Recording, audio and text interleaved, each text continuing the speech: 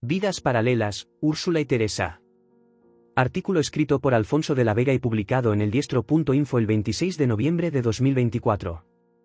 El biógrafo y filósofo Plutarco vivió una época con cierto parecido a la actual, de crisis espiritual y cultural, crucial para la evolución de las ideas fundamentales de Occidente, que chocan con lo nuevo importado y en el que las instituciones existentes, que hoy están siendo desmanteladas por quienes más obligación tendrían de defenderlas, se desnaturalizan y actúan contra su razón de ser o el propio pueblo.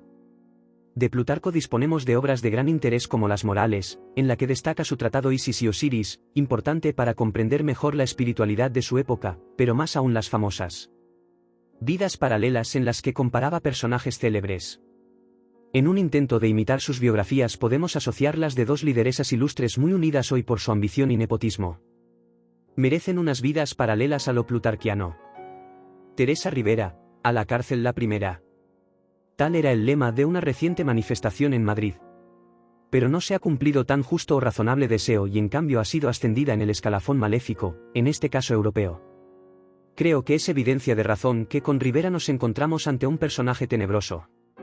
Si la cara fuese el espejo del alma su feroz faz de garduña o fanática bilduetarra de pura raza vasca, aunque no lo sea, nos daría alguna pista de lo que cabe esperar de su desempeño catastrófico, de no ser acaso delictivo con resultado de desolación y muerte.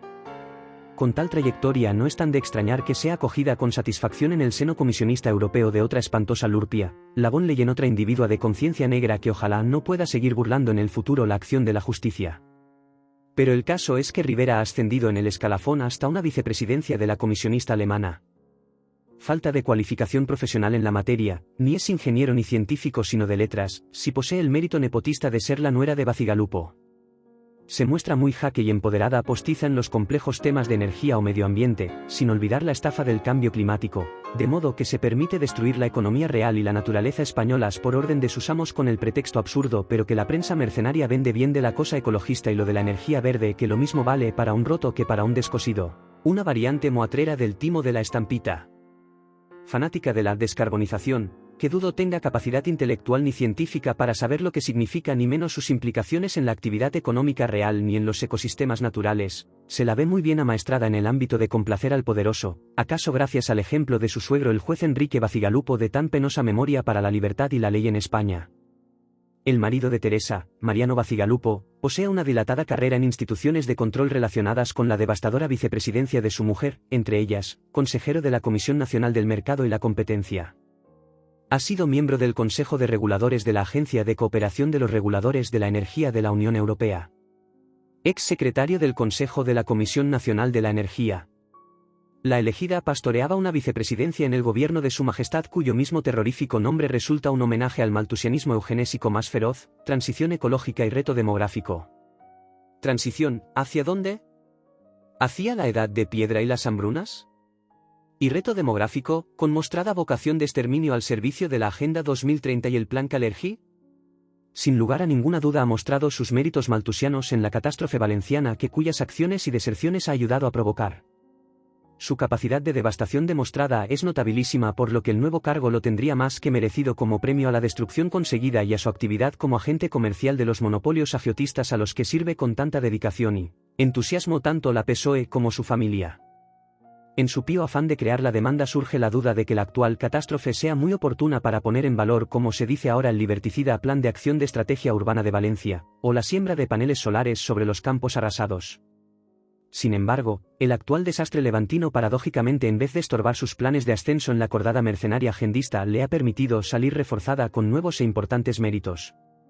Al parecer, el trapicheo de cargos entre las diferentes bandas ha dejado la cláusula de salvaguarda de no ser procesada.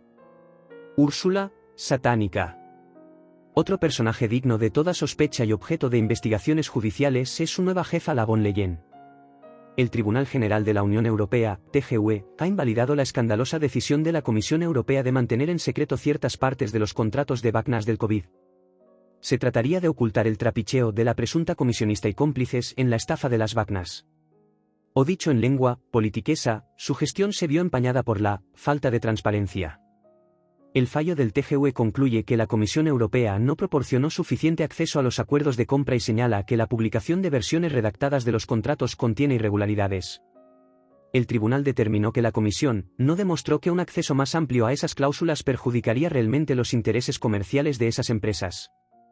Sin embargo, no penetra más en lo verdaderamente ocurrido, por lo que la presunta comisionista se va de Rousites. Conviene un pequeño ejercicio de memoria democrática histórica. La denuncia penal contra la señora von der Leyen se centraba en el contrato de 20.000 millones de euros, potencialmente de 35.000 millones, mediante el cual la Unión Europea compró a Pfizer ingentes cantidades de supuestas vacunas anti-COVID a nombre de los países miembros de la UE. La denuncia se basaba en un intercambio de SMS, revelado por el New York Times, entre la presidenta de la Comisión Europea, Ursula von der Leyen, y el principal responsable de Pfizer, Albert Bourla. El contenido de esos SMS parece ser particularmente sensible. El periodista Alexander Fante trató inútilmente de obtener una copia de esos mensajes. Las gestiones en ese sentido de la defensora del pueblo europeo tampoco han tenido resultados, y el New York Times finalmente presentó contra la señora Ursula von Leyen una denuncia basada en la Carta de los Derechos Fundamentales de la Unión Europea, que reconoce el derecho de acceso a los documentos del Parlamento Europeo, del Consejo Europeo y de la Comisión Europea. Según el economista y empresario francés François Ducrot, Ursula von der Leyen, nuestra principal compradora de cientos de millones de dosis de vacunas, resulta tener un marido, Jacob, que dirige Orgenesis, una empresa de biotecnología especializada en terapia génica. Ahora todo ha quedado claro. Y es que la cosa se entiende mucho mejor si tenemos en cuenta que su propio marido Jacob von der Leyen se convirtió de repente en administrador de Orgenesis, firma que ha tenido un gran papel en la campaña de vacunación contra el COVID-19 en los países de la Unión Europea. Como decía el fabiano Lord Keynes, antes de vender algo asegúrate de crear tu propia demanda. Unos fabrican el temido veneno y otros lo imponen al obligar a ponérselo. Sin embargo, aunque el porcentaje de las comisiones fuese más pequeño en la UE que en el Reino de España, estaríamos hablando de un montante de quizás unos 35.000 millones para Pfizer. En 2022, la Comisión Europea asignó a Orgenesis millones de euros en varias subvenciones. Cuando se reveló la existencia de esas subvenciones europeas a Orgenesis, el marido de la señora von der Leyen renunció al cargo que ocupaba en esa firma. Cabe recordar que este no es el único gran escándalo de la alemana. Venía ya entrenada. La incompetencia de Ursula von der Leyen fue obvia para todos, especialmente después de que resultó que casi la mitad de las páginas de su tesis doctoral en medicina estaban plagiadas o contenían fuentes citadas incorrectamente. Me recuerda a otro doctor, íntimo de la interesada. Como ministra alemana de defensa, la protegida de la no menos siniestra Merkel habría demostrado habilidades notables en el campo de la corrupción. En diciembre de 2018, el Bundestag alemán inició una investigación sobre Ursula von der Leyen, quien fue acusada de corrupción, mala gestión y nepotismo en la asignación de contratos y la contratación de consultores. La Oficina Federal de Auditoría de Alemania encontró decenas de irregularidades en la contratación de consultores externos por parte del Ministerio de Defensa. Según lo publicado, en 2015 el Ministerio de Defensa alemán gastó 100 millones de euros en consultores externos, pero anunció oficialmente 2,2 millones. Un año después, el ministerio gastó 150 millones de euros en consultores, declarando solo 2,9 millones de euros. Después de analizar 56 de los 375 contratos adjudicados a consultores en 2015 a 2016, los auditores encontraron que, en la gran mayoría de los casos, Defensa no proporcionó motivos suficientes para decidir sobre la necesidad de asesoramiento externo. En más de un tercio de los casos, los procedimientos no cumplieron con las reglas normales de contratación. Cabría resaltar también su escandaloso papel belicista actual en la crisis de Ucrania, que pudiera llevar a Europa a la más terrorífica devastación total.